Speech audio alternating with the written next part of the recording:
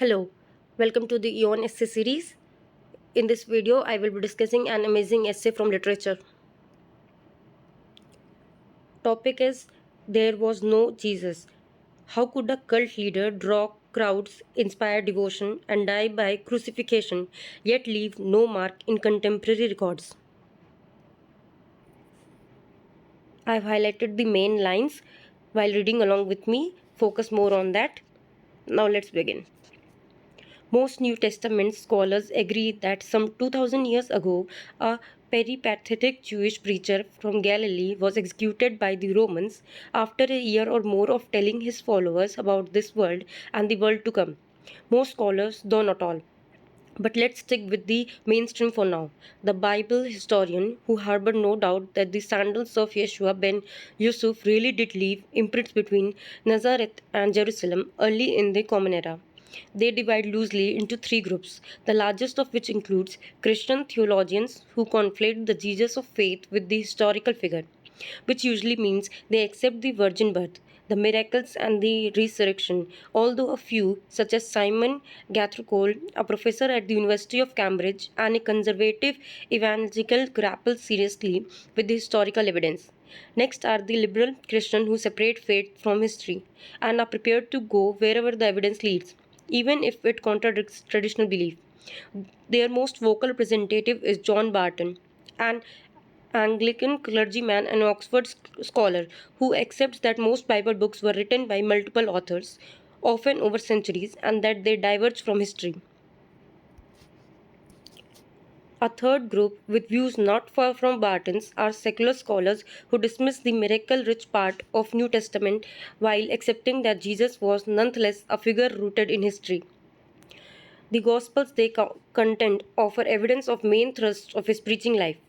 A number of this group, including their most prolific member, Bart Ehrman, a biblical historian at the University of North Carolina, are atheists who emerged from evangelical Christianity. In the spirit of full declaration, I should add that my own vantage point is similar to Ehram's. I was raised in an evangelical Christian family, the son of born again, tongue talking, Jewish born. Anglican bishop, but from the age of 17, I came to doubt all that I once believed. Though I remained fascinated by the Abrahamic religions, my interest in them was not enough to prevent my drifting via agnosticism into atheism. There is also a smaller fourth group who threaten the largely peaceable disagreements between atheists, deists, and more orthodox Christians by insisting that evidence for a historical Jesus is so flimsy as to cast doubt on his earthly existence altogether. This group, which includes its share of lapsed Christians, suggested that Jesus may have been a mythological figure who, like Romulus of Roman legend, was later historicized. But what is the evidence for Jesus' existence? And how robust is it by the standards historians might deploy, which is to say, how much of the gospel story can be relied upon as truth?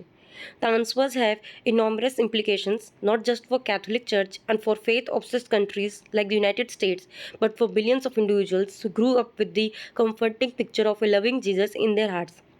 Even for people like me, who dispensed with the God soul heaven hell bits, the idea that this figure of childhood devotion might not have existed, or if he did, that we might know very little indeed about him, takes some swallowing. It involves a traumatic loss, which perhaps explains why the debate is so fraught even among secular scholars. When I have discussed this essay with people raised as atheists or in other faiths, the question invariably asked goes something like this: why is this so important for Christians that Jesus lived on earth? What is at stake here is the unique aspects of their faith, the thing that sets it apart. For more than 1900 years, Christianity has maintained the conviction that God sent His Son to earth to suffer a hideous crucifixion, to save us from our sins, and give us everlasting life. Jesus' earthbound birth, life, and particularly his death, which ushered in redemption, are the very foundation of the faith. These views are so deeply entrenched that even for those who have loosened the grip of belief, the idea that he might not have been real is hard to stomach. You'd think that a cult leader who drew crowds, inspired devoted followers, and was executed on the order of a Roman governor would leave some indentation in contemporary records. The emperors Vespasian and Titus and historians Seneca the elder and the younger wrote a good deal about first century Judea without ever mentioning Jesus. That could mean simply that he was less significant an actor than the Bible would have us think. But despite the volume of records that survive from the time, there is also no death reference, as there was, save for the 6,000 slaves loyal to Spartacus who were crucified along the Appian Way in 71 BCE, and no mention in any surviving official report, private letter, poetry, or play.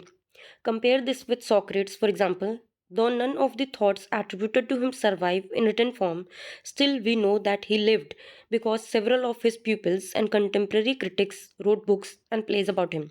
But with Jesus, there is silence from those who might have seen him in the flesh, which is awkward for histocritics like Ehrman, odd as it may seem. He wrote in 1999. None of this vast array of surviving writings in Jesus' name ever so much as mentioned. In fact, there are just three sources of putative proof of life, all of them posthumous: the Gospels, the letters of Paul, and historical evidence from beyond the Bible. Christian historians base their claims for historical Jesus on the thinnest mention of early Christians by the Roman politicians Pliny the Younger and Tacitus, who wrote of Christians they interviewed early in the 2nd century. In Pliny's case, a tortured female diacon, all followers of the way, who talked about Jesus, and by Flavius Josephus, a Romanicized Jewish historian. Josephus, a 20-volume Antiquities of the Jews written around 94 CE during the reign of Domitian, contains two references to Jesus, including one claiming that he was the Messiah crucified by Pontius Pilate. This would carry some weight in Josephus actually wrote it, but the experts, including evangelicals like Gathercole, agree this reference was likely forced by the 4th century Christian polemistic Eusebius. The other reference is to the brother of Jesus, who called Christ, whose name was James. Some scholars say the called Christ was a later addition, but it hardly matters when Josephus was drawing from stories told by Christians more than 6 decades after Jesus' assumed crucifixion. If the crucifixion was prophesied, then how can it have been embarrassing?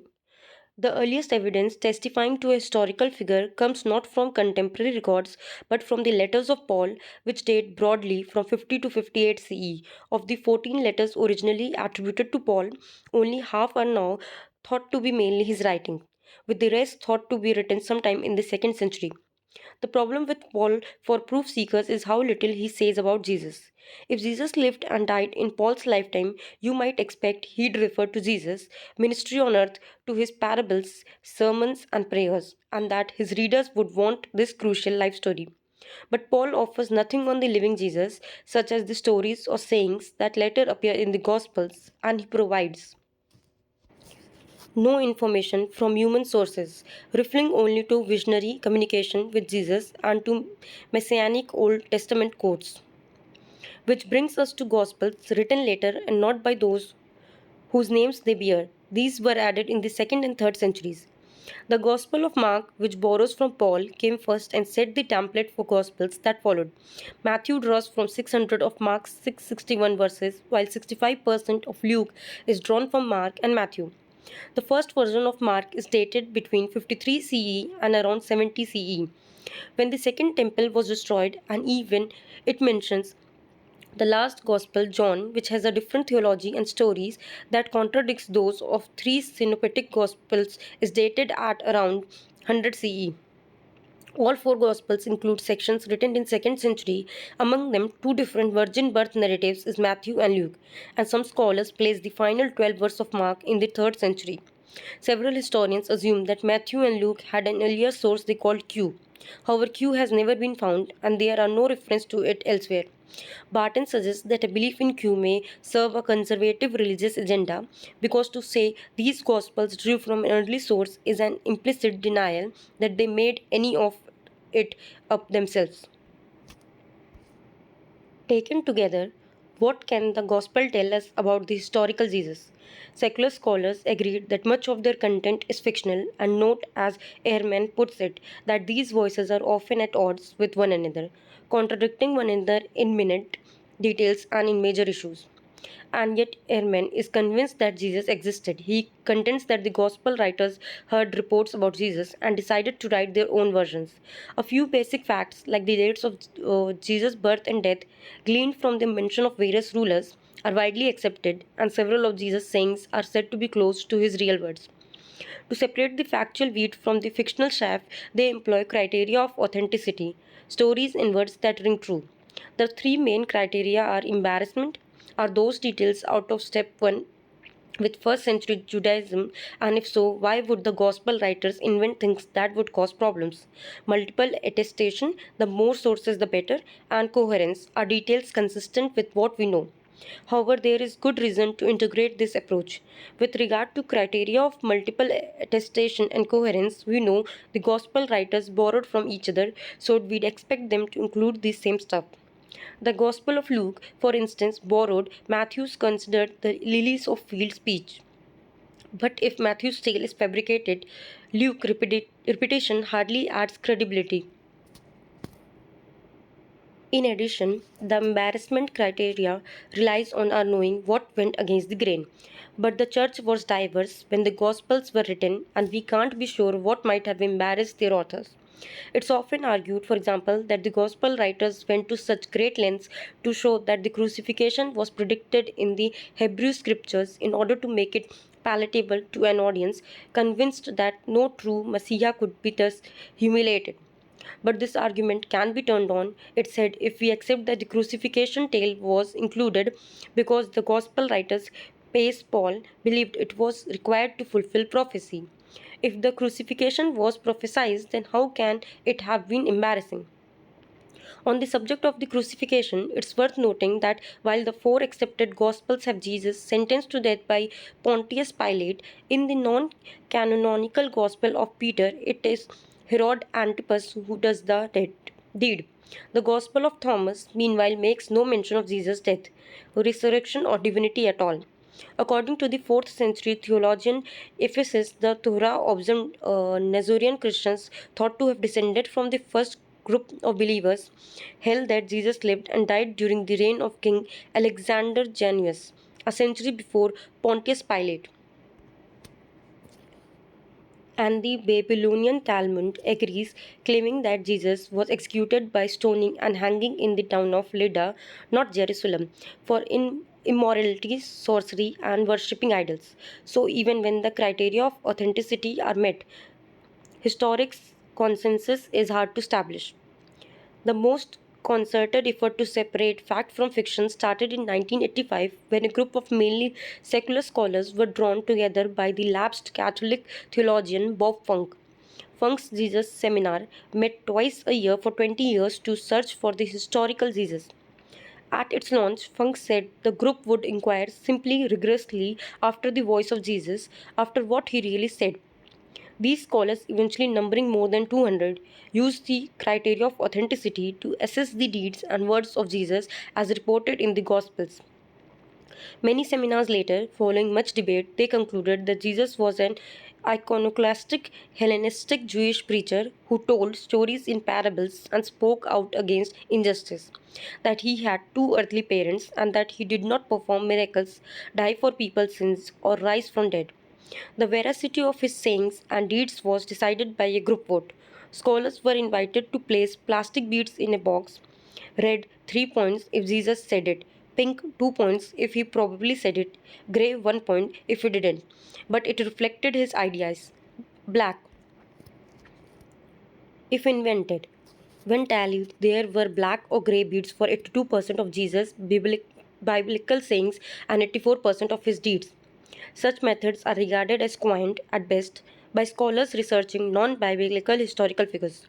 One of those I canvassed was Catherine Edwards, professor of classics and ancient history at Birkbeck, University of London, who said that some historians of the ancient world tend towards skepticism. For example, we can't really know anything about the earliest stage of Roman history beyond what is gleaned from archaeological evidence, while others tend towards extreme credibility. But even among those, criteria of authenticity are not a familiar tool. She added that the colored beads approach sounds naive and on the credulous end of the spectrum, where scholars make assumptions about the character of a particular ancient individual and on that basis decide what they think he may or may not have said. Hugh Borden, professor of ancient history at King's College London, said that there was more evidence for the existence of Socrates and Pericles than for Jesus, but much less hangs on it. The focus on the historicity of Jesus has no real equivalent in other fields because it is rooted in conventional preconceptions. Early Christianity matters because modern Christianity matters. Even when scholars claim to be unaffected by personal religious views, historians in other fields would not find the question very important. The skeptic believed that Jesus was a mythical figure who was subsequently historicized.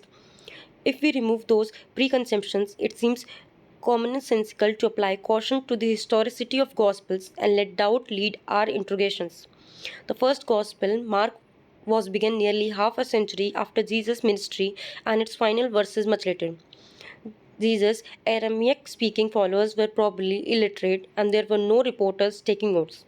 The likelihood of Jesus' words being accurately reproduced by writers who'd never met him and were elaborating on increasingly fanciful tales passed down through the decades seems remote. One scholar who was part of Jesus' seminar and yet harbored such doubt is Robert Price, a respected New Testament professor with PhD in systematic theology and a former Baptist pastor turned atheist. Price came to query the methodology used to establish historicity, prompting him to doubt whether Jesus ever lived. If there ever was a historical Jesus, there isn't one anymore, he said later writings. There may have been a real figure there, but there is simply no longer any way of being sure. Price became the heavyweight figure for a fringe group of Christ myth skeptics. Historians who propose that early Christians, including Paul, believed in a celestial Messiah and that he was placed in history by the Gospel writers in the next generation. So, while most of the 200 believe Jesus was a historical figure mythologized by the Gospel writers, the skeptic believed the opposite. He was a mythical figure who was subsequently historicized.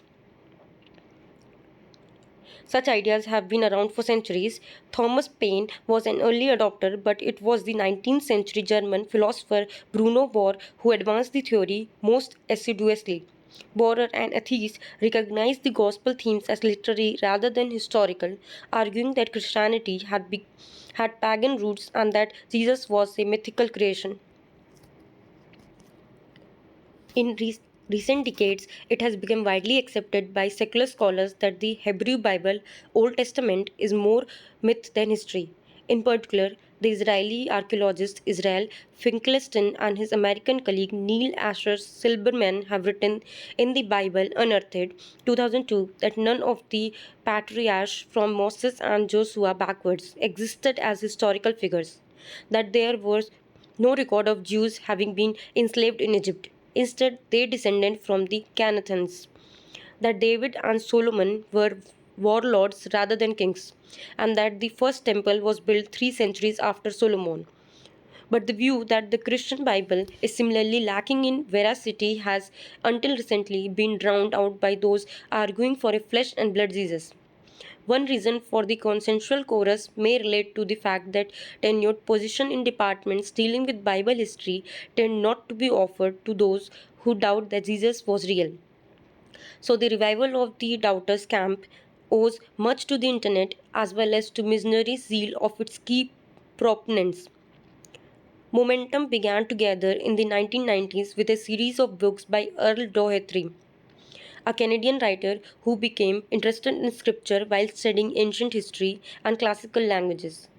Doherty claimed that Paul and other early Christian writers did not believe in Jesus as an earthly figure, but instead as a celestial being crucified by demons in the lower realms of heaven and then resurrected by God. His views, ironically, on the face of it, the most ostensible religious in being so thoroughly spiritualized, were rejected by historical Jesus scholars who claim that Doherty lacked the academic nose to understand ancient texts. But the next wave, which included Price, was more firmly rooted in academia. Price believes that early Christianity was influenced by Middle Eastern myths about dying and rising deities that survived into the Greek and Roman periods. One was a Sumerian legend, the descent of Inaha, which tells of the Queen of Heaven who attends an underworld funeral only to get killed by demons and hung from a hook like a piece of meat. 3 days later, however, she rescued, rises from the dead, and returns to the land of living. For Christ myth scholars, the Jesus story fits the outlines of the mythic hero archetype. Another is the Egyptian myth of the murdered god king Osiris. His wife Isis finds his body, restores it to life, and via flash of lightning in one version conceives his son Horus, who succeeds him. Osiris goes on to rule over the dead. In Plutarch's Greek version, Osiris is tricked to live in a coffin which floats out to sea before washing up at the city of Byblos. There, Isis removes Osiris' body from a tree and brings it back to life. Several Jewish texts in circulation at the time reinforce the messianic aspect of these narratives. For instance, 1 Enoch, a book written mainly in 2nd century BCE and particularly revered within the Essenes community thought to be responsible for the Dead Sea Scrolls, refers to the Son of Man, a phrase used for Jesus in the Gospels, whose name and identity will be kept secret to prevent evildoers from knowing of him until the appointed time. The favorite Christ myth source is the Ascension of Isaiah, written in bits and pieces in 1st and 2nd century. It includes a section dealing with a journey through the seven heavens by a non-human Jesus who is crucified in a lower heaven by Satan and his demonic archons who are the rulers of that realm and yet do not know who he is. Again, the story ends with Jesus rising from the dead. Christ myth scholars believe that the ancient tales of death and resurrection influenced the Gospel writers, who also borrowed from Homer, Euripides, and Hebrew Bible. For them, the Jesus story fits the outlines of mythic hero archetype of the time, a spiritual savior killed by archons before rising triumphant. They contend that later Christians rewrote Jesus as a historical figure who suffered at the hands of earthly rulers. The rock star of skepticism is Richard Carrier, a Bible scholar with a very modern aptitude for using social media. Some of his lengthy YouTube videos have attracted more than a million viewers. He enters into fervent debate with rivals, lectures, and writes acerbic clinical and fact-laden books. With his PhD in ancient history from University of Columbia and his record of publishing in academic journals, his credentials are less easily dismissed than Doherty's. Ehrman, for instance, acknowledges Carrier and Price are serious New Testament scholars. At one time, Carrier accepted the historicity of Jesus, but he became contemptuous of the mainstream position because of what he saw as the parlous state of scholarship supporting it. He and the Australian Bible historian Raphael Latester used Bayes' theorem, which considers historical probabilities based on reasonable expectations, weighing up the evidence and attaching mathematical odds to it, to conclude that it is probable that Jesus never existed as a historical person, although it is plausible that he did. The Jesus myth advocates get plenty of airplay, but the fringe label has stuck, and not just because religious studies departments freeze them out. Their own methodology has been criticized, not least their use of Bayesian methods. Bizarrely, Carrier offered odds to his readers, concluding that the likelihood of a real life Jesus was no better than 33%, and perhaps as low as 0.0008%, depending on the estimates used for the computation, which illustrates the wooliness of this use of Bayes' theorem. Carrier and his comrades do a fine job poking holes in the methods of history but what they offer in exchange seems flimsy. In particular, they have found no clear evidence from the decades before the Gospels to show that anyone believed Jesus was not human. Each reference in the epistles can be explained away as referring to a celestial savior, but it all feels like a bit of a stretch. Paul frequently refers to the crucifixion and says Jesus was born of a woman and made from the sperm of a David according to flesh. He also refers to James, the brother of Christ. Using these examples, Ehrman says there's good evidence that Paul understood Jesus to be a historical figure, which was certainly the view of the writers of Mark. A gospel began less than 2 decades after Paul's letters were written. Like the grain of sand that begat Robin Hood, the Jesus story developed fresh layers over time. If we accept this conclusion, but also accept that the Gospels are unreliable biographies, then what we are left with is a dimly discernible historical husk. If Jesus did live at the time generally accepted from 773 BCE to 2630 CE rather than a century earlier as some of the earliest Christians seem to believe, then we might assume that he started life in Galilee, attracted a following as a preacher, and was executed. Everything else is invention or uncertain. In other words, if Jesus did exist, we know next to nothing about him. One way of looking at it is to think of a pearl which starts as a grain of sand around which calcium carbonate layers form as an immune response to the irritant until the pearl no longer resembles the speck that started it.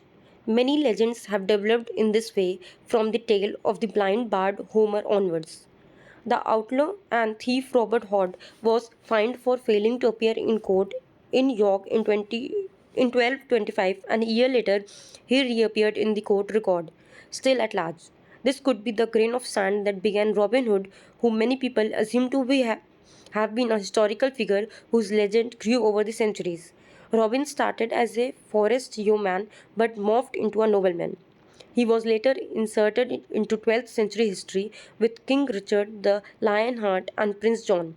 Earlier versions had Edward I, along with his ever expanding band of outlaws. By the 16th century, he and his merry men had mutated from lovable rascals to rebels with a cause who took from rich to give the poor. The Jesus story likewise developed fresh layers over time.